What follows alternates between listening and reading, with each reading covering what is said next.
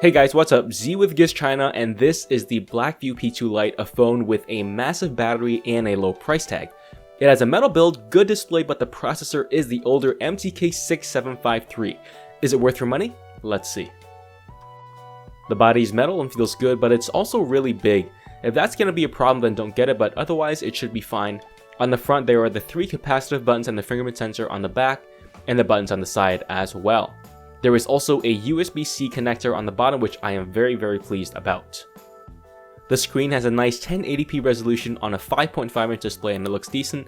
Stuff generally looks sharp and colors are decent as well. Nothing bad to say about the display here. The max brightness tops out at around 500 nits. The audio is not that great. Audio volume is okay, but quality itself isn't good at all. Sound is quite tinny, there's no bass, and the audio is a little muddy as well. Have a listen for yourself.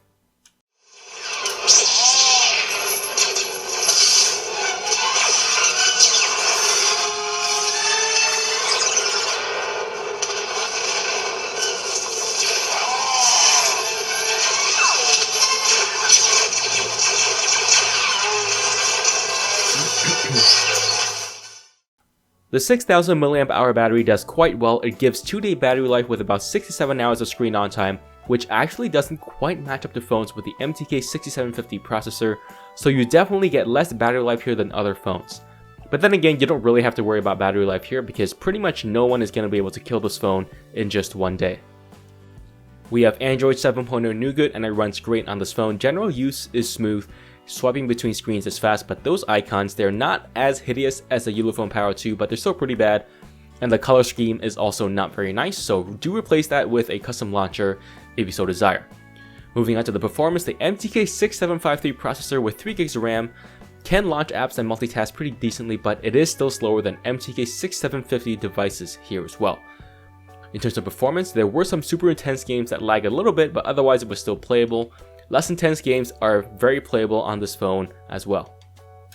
So LTE, Wi-Fi, and Bluetooth all work here, no complaints. But the GPS though, there were some issues with the GPS jumping around during navigation, so it did confuse me a little, but at the end of the day, it was still able to get me to my destination.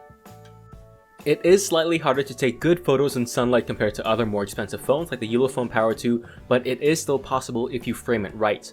Pictures have sufficient detail, but it has surprisingly good colors and contrast.